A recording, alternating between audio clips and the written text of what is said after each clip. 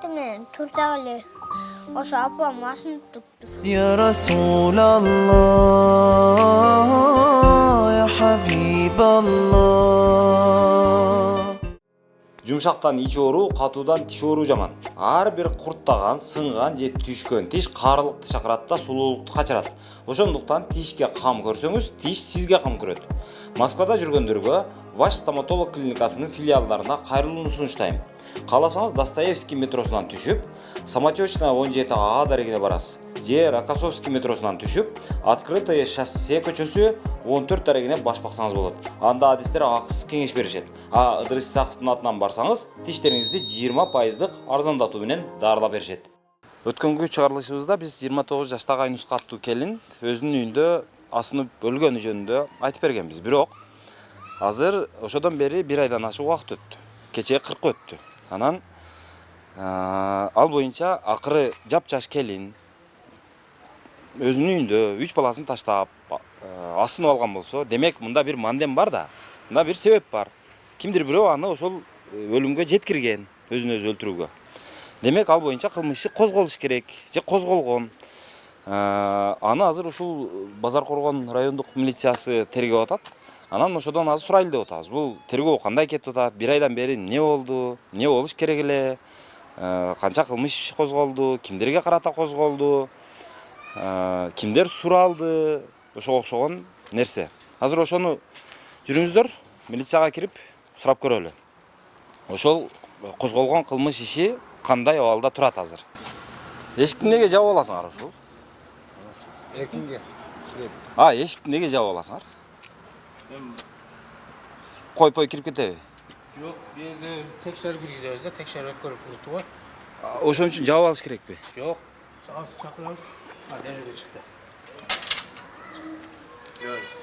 Текшерип кимдерди киргизбей коесуздар?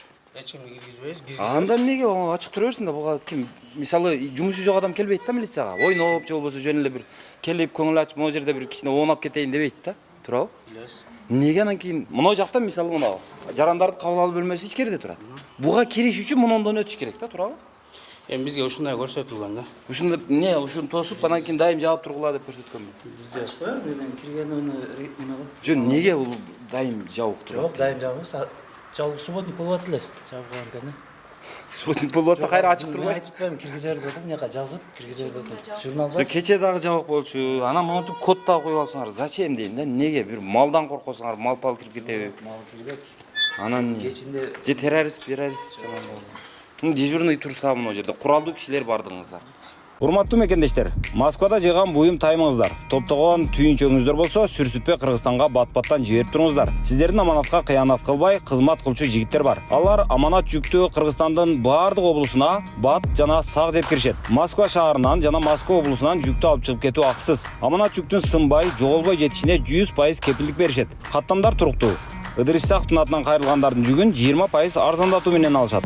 Байланыш телефону +7 926 763 73 81. кол жазма экспертиза боюнча биз бүгүн сиз тергөөчү менен сүйлөштүңүз да? Бирок эми сизди көзөмөлдөп аткан киши катары сурагым келип атат да. Жетекчи катары. Көзөмөлдөп сиздин телефон номериңизди жазып алдым мен. Эртең сизге чалып бир жолун айтам. Эртең. Жок, сиздерде кылмыш иши турат. Анан кылмыш факты бар. Ошондо лингвистикалык экспертиза менен почерковедческий экспертиза качан дайындалат? Же уже токтом чыгардыбы? Лингвистика боюнча Азыр менин оюмча кыздын канынын группасы кайсыл деген маселеге караганда баягы ушул почерк, ушул кат, ошол кыз жазганбы, кыз жазган эмеспи деген суроо маанилүүрөөк да. кол жазма боюнча. Ооба, баягы гистологияга берип атпайсыздарбы сиздерчи? Бул кыздын канынын группасын аныктап берчи деп. Ал канынын группасы 3 болуп чыгабы, 5 болуп чыгабы, 2 болуп чыгабы айырмасы жок да. Бирок кыздын жазган каты маанилүүрөөк го дейм да. Ал кимди айтып атат, эмне максатта ошол эмеге мындай өзүн өзү кол салууга барды деген маселе маанилүүрөөк. Ошон үчүн экспертиза ошол эң маанилүү деген экспертизага сиздер негедир мындай аракет кылбайсыздар? Ошон үчүн мен азыр сурап атам да, экспертиза болобу, болбойбу? Качан болот? Болот. Качан токтом чыгат анда? Экспертизага дайындаган тергөөчү азыр бүгүн начальник УУДунун буйругу менен спорттук мелдеш иш-чара өтүп атат Жалал Абадтачы. Аны Ошол жака кетип калгандыгына байланыштуу сизге азыр токтомду бере албай калдык окшойт. макул аны. Бирок азыр мынау дело турат. Делонун ичинде мисалы эмне кагаз ар жерде чачылып жүрө береби? Мисалы бул иштеги дело боюнча токтом азыр делонун ичинде жок. Ал чёрт знает каякта дегендей болуп атат да. Башка тергөөчү да болсо башка тергөөчүнүн чөнтөгүнө салып алабы получается. Муну сиз Кылмыш иш буга чейин Бакировдо болгон. Бакиров ден соолугуна байланыштуу ооруканада дарыланып чыкты. Ал учурда тергөө амалдарын жүргүзүү үчүн тергөөчү Исмановго бергенбиз да. Тергөөчү Исманов тарабынан тиешелүү экспертизалар бардыгы дайындалган. бардыгы дегенде ошол лингвистикалык менен почерковецкий. Сиздер айтып аткан жүйө боюнча, кол жазма боюнча тиги дайындадым деп айтып атат. Ал боюнча эртең келсе сизге сүрөткө тартып же болбосо бул жак өкүлдөр келсе колуна беребиз. Жок, күнүгө эле адамдар асында өлүп атпаса керек. Же күнүгө асынып турабы андай. Күнүгө эмес да бул эми бир айда жылда боло турган нерсе да. Анан ошол иш сиздин көзөмөлүңүздө мындай көп кагаздын бириби азыр? Мындай Жок, көп кагаздын бири эмес. сиз ар бир иш боюнча күнүгө тергөөчүнү чакырып, мына эмне болуп атат, мына эмне болуп атат деп мындай анализ кылып, мындай сурап турасызбы же кандай? Унутуп коесузбу же? Сурайбыз. Сураганда азыр берки балдардын показаниясы. Балдарга эмне үчүн экспертиза дайындалган жок? Кайсы балдар? Анын кичинекей балдар бар эле да. Аларды сураш үчүн жана психологпу эмне ошого окшогон. Ал эмне үчүн дайындалбады?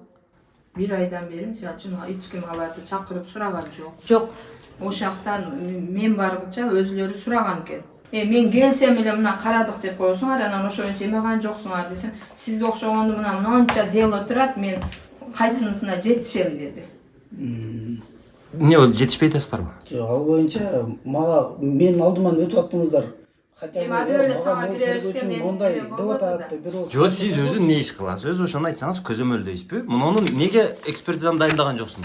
Бар дайында. Муну неге мындай кылган жоксуң деп ошону көзөмөлдөп отурасызбы тергөөчүлөрдү? Анан эмне үчүн бул болбоду? Азыр сиз жалганда айтып отурасыз да, азыр экспертиза дайындалды деп. Мисалы лингвистический экспертизаны кече мен тергөөчү менен сүйлөшкөнмүн. Ал запись бар мына жерде, кааласаңыз угузуп коем. Ал дайындалган жок. Сиз бизди каратып туруп, дайындалды, бардыгы жакшы деп атасыз. Балдар суракка алынган жок. Эмне үчүн? Сиз кайсы балдар? Кайра. Сиз билесизби аны? Бана кыздын 3 баласы бар экенин билесизби? Билем. Же сиздерде күнүгө адамдар асында өлүп турушабы ошондой? Жок. Анан эмне болуп атат? Сиз тергөөчү менен сүйлөштүм деп атасыз. Кече тергөөчү могу экспертизаларды дайындоо боюнча иш жүргүзүп атканын мен көргөм да. Tergөөчүгө өтүнүш жазып келсек, o neredeki neme haligi Kanseleriyada kız bunu apar tergөөчүнүн неме кылсын деп мага эмени өргөтүп атат. Кызбы? Өзүнө тапшыр анамда.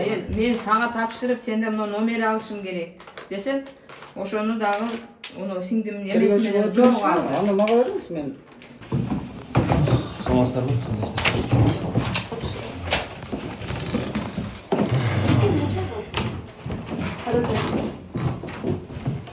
Men albayım mece buna. Emi tergөөчүгө бергиле. Biz kanselerya bolacakmı? Anne yapmışsınız. Tergөөчү барбы? Tergөөчүs var mı? Biz kanseleryaga tapşırıyoruz. Siz alasınız. Tergөөчү алып өзү алып келет, виза койдурду. Siz kanseleradan alıp turup bana beresiz de начальникке сызга бересизби, зампараска бересизби турат? Жо, тергөөчү өзү билет да алып нерге виза койдуруп алып келет. Жоқ, мен сіздің жұмысыңызды аябай жақсы білемін. Сіз алыңыз алдық арызды. Болду. Өтінішті. Копия алып тұрып, входящий Копиясын өзүңөр алып келесиңер. Мен копия. Бізде копия жоқ. Анда входящий номерді. Входящий номер. Сіз наркы эме эмнеге турат анда наркы принтер? Бул ровнун копиясы, гражданскийлердин копиялары. Элдерге иштебейт, Жок, элдерге иштебейт. Хорошо, анда входящий номерді жазып, Входящий номерди каттап коем. жазып беріңіз алдым деп. Кайсыга жазып берем силерге? Кичинекей 4 бурчтук барак болсо да жазып бериңиз. Входящий номерди. Жок, сиз экесиңер го копиялап алып. Мен сиздин жумушуңузду аябай жакшы билем. Сиз мага эме үйрөтпөңүз. Мен берди 12 жылдан бери билем. Мындай түшүндүрүп келип айтып бердим да силер, апа унутпай эле суранып, мону жазып бере аласызбы? Неге суранышым керек сизден? Кандай? Неге биз суранышыбыз? Ал жок. Бизде тергөөчү өзү алып келет. Жок, канцелярияга берилген уже. Biz зордоп атып бердик да. Биз бул жерге келип кайрылыш үчүн, сиздерди иштетиш үчүн юрист болушубуз керек экен да. Базар коргоонун милициясын иштетиш. Жок, Идирис ака, сиз Бардыгыбыз юридикалык билим менен анан келишибиз керек экен да. Муну токтомдорду сурашты билиш керек экен.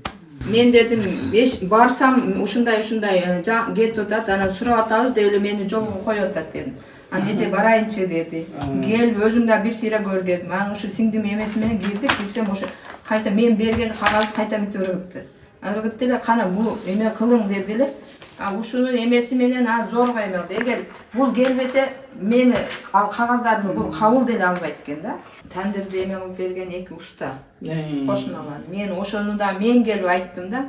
Ошолорду чакырып сурабайсыңарбы жок дегенде андай мындай десем, анын кече 3 күн болду сураганына. Ошого чейин аларды чакырып деле сураган жок да.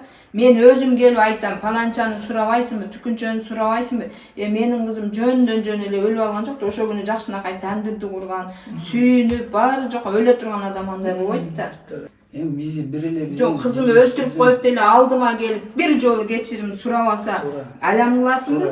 Өлтүрүп коюп деле эми али каты жок болсо дагы, балдары айтпай турса дагы, менин кызым эмнеге мындай болуп өлүп алды деп кыжалат болот элем да. Каты турса, балдары сүйлөп турса, мен балдарына үйрөтүп койгон жокмун. Мен элдин эң акыры мына силерге 7ден 55 өткөндө келиптир. Звонокчу. Силерге ага чейин булар эме кылган да. Бүт барын даярдаш. Анан мага 11де кабар келип атпайбы? 11де. 11ге чейин мына 8де болгондо деле мага ушул жерден туруп 3 сааттан кийин кабар келет да. 1-майдын баардыгы угуптур. Өкүл уулум деле көчөдөн угуп, күйөөм немеге жайлоого кетип аткан жерден жарым жолдон барып алып келипти. Мен аяктан келгиче буну алып келип коюпту. Ошол жерге өзүм жалгыз бардым. Ошо 3 сааттын ичинде, мисалы үчүн силерге 8де кабар келгенде деле мага 11де кабар келди да.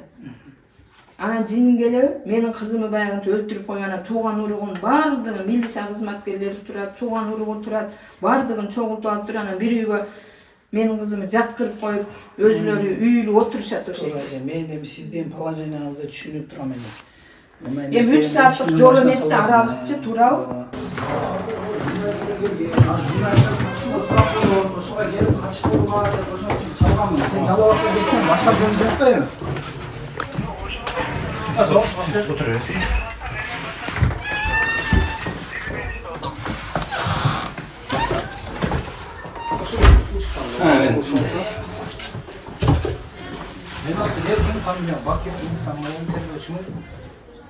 Менин атым Идирис, фамилиям Исаков. Булардын жанагы кызы асынган боюнча. Азыр менде бир нече суроо болуп атат да. Жанагы буларга кылмыш ишин козголгондугу жөнүндө токтомду эмне үчүн берген жоксуз? Кече күнү келген магача. Келгенин кылмыш козголгону боюнча чындыгында белгилүү эмес, ал эми суралган үчүнчү. Азыр эми мен сизди түшүндүм. 25 кече күнү келген. Азыр сизден ал токтомду сураш үчүн адамдардын юридикалык билими болуш керек да. Анан сиздерге ошондой билими жок киши келген болсо бербей кое бересиздерби? Же баягы Кыргызстан закон түзүүшүдөн бери өтпөйбү кандай? Жок, эми кошулбайбыз, беребиз. Эмне үчүн берген жоксуңуз да? Мындай суратпай эле берип койсоңуздар болбойбу дейм да. Эмне үчүн суратасыз да? Азыр бул сурабады деп атасыз да. Мен сизге туура түшүндүм негизи айтканыңыздычы. Кече келди. Мен түшүндүрүп айттым тийгиш темелер менен депчи. Анан тергөө жүрүшүнө кошумча ауызеки маалымат бергенбиз. Эгерде мага ишенбестик боюнча же булардан калп айтып же эме кылсам, андай ишелер өзү Додастан келтирсе мен айтмакмын да. Сиз боюнча сиз айтып атасыз, фактически кагаз берилген деп аны беребиз. Дела турат. Деланын ичиге ошого тиешелүү жана токтомдор, протоколдор, акттар, ошого окшогондун баардыгы ошонун ичинде тиркелип тигилип туруш керек эле да, туурабы?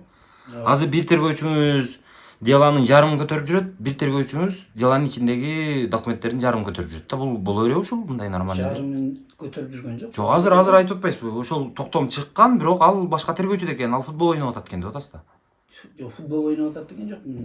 Спорттук иш-чарада жүрөт дедим. Жок, эми ал футбол да, эми кыргызча мындай түз эле айта алам. Эми мен аны жаман көрүп аткан жокмун. Футбол ойносо ойносун, тергөөчүлөр деле эс алсын. Мен андан эч кандай бир жамандыкты көрбөй атам. Бирок мен мына ишиндеги жанагы делаларды, деланын ичиндеги жанагы кагаздарды деланын ичине салып коюп, эч ким звонок кылбай турган болуп, анан барып эс алыш керек го дейм да. Иш-чарага катышабы, башка катышабы. Жок, ал тергөөчү делону Бакировго өткөрүп берген да. Өткөрүп бергендин ичинде ошол Почерковецкий экспертиза менен баягы лингвистикалык экспертизанын токтому жок болуп атпайбы? Ал анын чөнтөгүндө жүрүп. Андан сырткары өзү негизи иштин перспективасы кандай өзү эмне болот эми? Сотко качан өтөт? Эми экспертизанын заключениялары чыксын, жыйынтыктары чыксын. Чыккандан кийин анан мыйзамдуу чечим кабыл алып сиздерге тааныштырабыз. Иштин жүрүшү менен, экспертизанын корутундулары менен, бардыгы менен тараптарды бардыгын тааныштырабыз мыйзам чегинде. Андан кийин жыйынтыгын ошол тергөө амалдарынын бүтүшү менен чечим кабыл алып. Ошондой бирок баягы эгерде биз мынтип келбесек, экспертизаларды азыр дайындап, азыр чыгарып бериңиздер дебесек, бул айлап, жылдап, 6 айлап, 1 жылдап созулуп жата бермек беле, кандай болмок? Жок, айлап, жылдап бизде мен сизге жана эле башында Жок, эми тергөөнүн мөөнөтү бар деп атабыз. Ооба. Ошол мөөнөт Деген менен экспертиза чыкпай атат. Экспертизага жөнөткөнбүз, ошону корутундусу келгенге чейин деп 2 айга создуруп жүрө бересиздер да. Жок, ким айтты 2 айга чозот деп. Мыйзам чегинде чечим кабыл алып берет. Айнускандын өлгөнүнө 40 күндөн ашты. 40 күндөн бери иш тергөөдө жатты. Кылмыш иши козголгон, туура.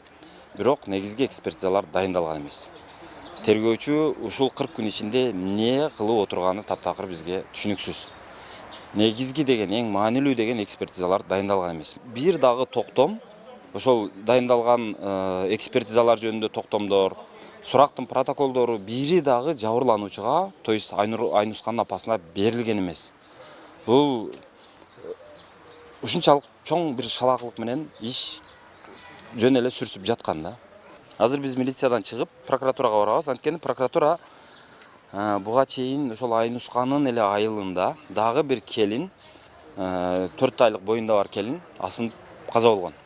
Ал боюнча дагы ошол факты боюнча дагы иш ордунан жылбай турат экен ушул күнгө чейин. Анан бул дагы ошол прокуратурадан өтпөй, ошо сотко жетпей турат экен.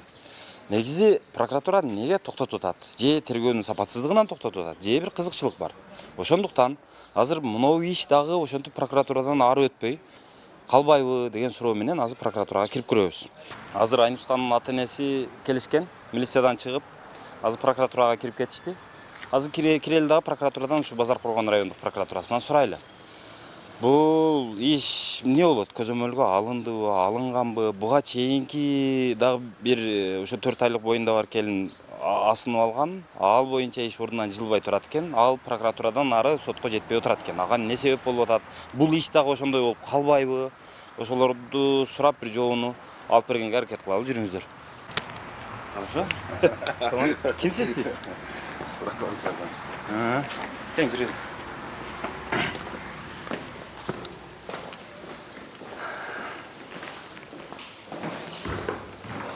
Иш боюнча эчтеке жылган эмес. Мен кайта келдим. 1 айдан бери келип аттым. Туурабы? Сага дагы келдим, арыз жазайын дедим. Эчтеке каралбаптыр да. Кече келген даже мага бере турган али протокол эмелер дагы мага берилген эмес. Мен айлам кетип ушуларга эме кылдым, ушуну чакырды мыдырысты. Ушу келгенден кийин анан протоколдор бардыгы мага бериле турган кагаздардын бардыгы ушулар келгенден берди. Ага чейин мен эч ким караган жок. Бул боюнча сиз өзүңүздүн ошол бербегендигиңиз, сураганда бербегендигиңиз, сиздин укук милдеттериңиз боюнча бузулгандыгы боюнча кайрылган эмеспи, туурабы? Жок, билбесем неме кылбайм да. Мен бардыгы эле юрист эмес да, туурабы? Вот именно ошону айтпасаңыз, ачыктабасаңыз ким билет? Азыр тергөөнүн сапатына кандай баа бересиз? Тергөөнүн сапатына мен бир определенный баа бере албайм. Себеп дегенде буга объективдүү караш керек да. Бунун жыйынтыгы менен, тергөөнүн жыйынтыгы менен баа берүүгө болот. Азыр бүгүнкү күндө сиз милицияны көзөмөлдөйт экенсиз. Мындай да. Анан милицияны көзөмөлдөгөн адам катары 40 күндүн ичинде аткарылган иштерге сиз кандай баа бересиз? Прокурор катары, көзөмөлдөп аткан адам катары. Мындай да. Тергөөнүн жүрүшүнө процесстер, тергөө амалдары аякталып элек туруп ага баа берүүгө мүмкүн эмес. Жок, 40 күндүк иштин эмеси. Мен ага аяктаганга чейин баа бере албайм. Дырыс мырза, мындай туура кабыл алалы бирибизди. Себеп дегенде бу жерде азыр сиздер айтып атасыздар, буга чейинки жүргүзүлгөн иш айтып берейин анда. Буга чейинки мен сөзүмдү аяктап алайын. Жок, азыр сиз айтып аткан менен сиз башка нерсени айтып атасыз. Мен айтып берейин. Мындай болуп атат. Бүгүнкү күнгө чейин жасалган иш аракеттерине кандай баа бересиз деп атасыз, туурабы? Бүгүнкү күнгө чейинки жасалган иш аракеттер жыйынтыгы эртеңки күндө тергөөнүн жыйынтыгы менен билингендиктен бүгүнкү күндө баа берүүгө мүмкүн эмес деп атам да, түшүнүп атасыз. Мен алдын ала айтып берейин, эгер уруксат берсеңиз, мындай болуп атат. Ошол 40 күн өттү. 40 күндөн кийин гана кече биз келгенден кийин балдар суракка алынды. Андан сырткары почерковедческий экспертиза кече дайындалды. Лингвистикалык экспертиза кече дайындалды. Бүт дайындалган экспертизалардын токтомдору кече гана мына ата-энесинин колуна жабырлануучу катары табылып, кече булардын колуна тийди. Эгерде мен азыр баамды бере берейин. Эгерде бул ушул бойдон сотко өтө турган болсо, берки жактын тараптын сот мындай эмеси адвокат келет дагы, лингвистикалык экспертиза жок экен. Биз каршыбыз деп кое турган болсо, дагы анан кийин лингвистикалык экспертизады дайындап, ага дагы 2 ай коротуп, анан кийин почерковедскийге дагы 2 ай коротуп, ошонтип отуруп иш эскирет. Ошого кетет, анан булар тажайт. Мен азыр айтат элем да, ошол иштин ушундай сапатсыз жүргөнүнө тергөөчүдөн мурун прокуратура күнөөлүү дейт элем. Себеби прокуратура ар бир ишти текшерип, мунун неге жок? Мунун неге сурабадым? Мунуну токтомун неге берген жоксун деп отуруш керек болчу. Мунуга кандай суроолорду койдуң деп. Кээ бир мисалы кече биологиялык беле? Биологиялык экспертизага коюлган суроо жалгыз бирөө. Барга берсеңиз. Бир гана суроо коюлупту. Не дейт жанагы эме дейт? Кыздын канынын группасын аныктап бергилечи деп. Андан башка суроо жок. Ал эмнени далилдейт? Ал эмне үчүн зарыл мен түшүнгөн жокмун. Ошол эле учурда ага караганда зарылараак болуп аткан почерковедский менен лингвистикалык экспертиза дайындалган эмес. Жөн эле мындай формалдуулук катары кыздын канынын группасын аныктап койгулачы деген жалгыз формалдуу суроо коюлган. Эмне үчүн? Бул баягы мындай иш кылып атабыз деген имитация деп эле мен баалап атам ошол. Аны прокуратура көзөмөлдөш керек болчу. Кандай кылып атасың? Кандай далилдерди издеп атасың? деп. Макул анда. Азыр мына көрдүңүздөр, дежурный прокурор жооп берди, бирок ошол нөмөтчү прокурор ошол эле учурда бул дал ушул милициянын үстүнөн көзөмөлдөгөн прокурор экен. То есть кураторлук кылат экен. Ошон үчүн бул жооп бергени бир жагынан туура эле болду. Прокурор өзү жок экен. Бирок азыр ишти көрдүңүздөр. Эң керектүү экспертизалар дайындалган эмес. Ошол эле учурда кереги жок экспертизалар дайындалган. Анан ошол кереги жок экспертизаларга деле мындай коюлган суроолордун сапаты жок. Канынын группасын аныктап берип кой деп суроо коюп отурат милиция. Канынын группасы 2 деп чыкса эмне болот же 3 деп чыкса эмне болот? Анда ал мындай жана Айнускандын өлүмүнө бир таасир этеби канынын группасы 2 же 1 же 3 болсо? Кыскасы ушуга окшогон жагдайлар. Мен азыр айтат элем. Керектүү экспертизалар дайындалбаган үчүн, мисалы лингвистикалык экспертиза кече биз келгенде дайындалды. Почерковедский экспертиза кече биз келгенде дайындалды. Балдар кече биз келгенде суралды. Психолог кече биз келгенде табылды. Жанагы буга чейинки ушул табылбай аткан психологдор кече биз келгенде табылды. Ата-энесине баягы ушул иш боюнча чыгарылган токтомдор, жанагы экспертизаларды дайындоо боюнча токтомдор, сурактын протоколдору, ушуга окшогон нерселер жабырлануучу катары ата-энесине кече биз келгенде берилди. Ага чейин буларды сен итсиңби, кишисиңби деп бирөөсү сурап койгон эмес. Бирөөсү сенин кызың өлүп калыптыр. Ушул боюнча сен жабырлануучу экенсиң. Муну кагаздарды алып кой. Муну сизге, муну сиз ушуну менен таанышып коюңуз деп бирөө бир нерсени бир кагазды алакандай кагазды берип койгон эмес. Бул милициянын күнөөсү. Бирок милициянын күнөөсүнө көбүрөөк күнөөнү муну прокуратура өзүнүн мойнуна алыш керек деп ойлойм. Себеби милицияны булар көзөмөлдөп атат. Эгерде булар жакшы иштесе, милиция жакшы иштемек. Булар талап кылса, милиция жакшы иштемек. Ошон үчүн азыр милицияда эмес күнөө. Мен айтат элем. Милициянын азыр начардыгына, милициянын тартипсиздигине, милициянын билимсиздигине мына ушул прокуратура күнөөлүү. Себеби прокуратура көзөмөлдөбөй атат. Көзөмөлдөйүн дей турган прокуратуранын өзүндө көзөмөлдөй турган бир мээ жок. Мен ушинтип эле айтат элем. Себеби мээ болсо анда айтмак. Муну нерселер жок экен.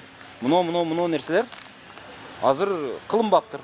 Так муну нерселерди муну күнүнүн ичине тезирээк бүтүр деп деланы алып таанышып, тез бүтүрүп чечип кое турган нерсе ушулар болчу. Жок анын бири.